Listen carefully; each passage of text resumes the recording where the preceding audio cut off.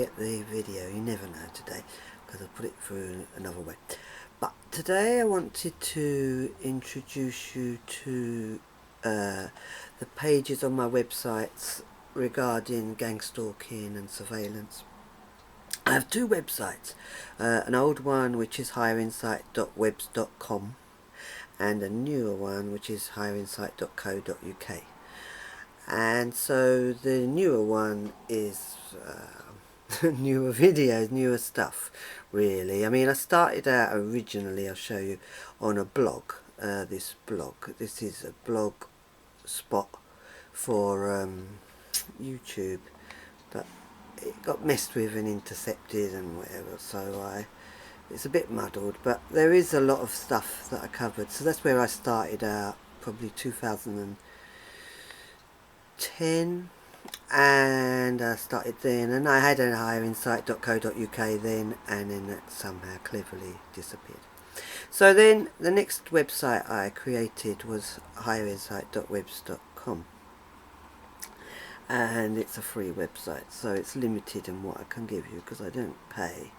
These are ornamental statues in Woolwich, but they depict really the feeling sometimes of being surrounded, and that was while I lived there. I lived in Charlton, I lived nearby in 2010, and the choppers were above and so forth. Now my website works with, because it's free, each one of these is a website theoretically, so they're higher insights 1, 2, 3, 4 up to 9. So this one is Higher Insight 4, which is the section on gang stalking, surveillance aspects of my journey. So as I say, this is .webs.com. So this would be your front page for higherinsight4.webs.com, as you can see here. And then I'm just sailing you through it. So this is the home page here, but I don't have the net on at the moment, so that hopefully I can film this fairly. And then the next page would be here, and that would come out like this. So as you can see, I've put gang stalking and occult and surveillance with occult, and it's because they do go together. And many people sort of talk about gang stalking and TIs, and other people talk about witchcraft and occult magic, and they're both utilised by the powers that be that are running the show.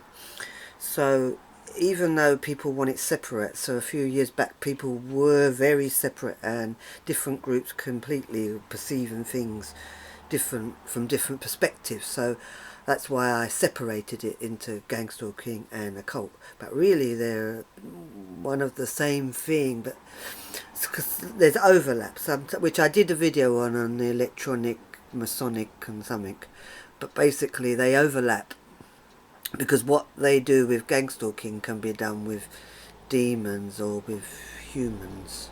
And then there's some people that no, there's no demons. So these link you to the blogs that I showed you earlier, and there's me at the rally, but all footage of me at the rally now has disappeared, other than what I've got.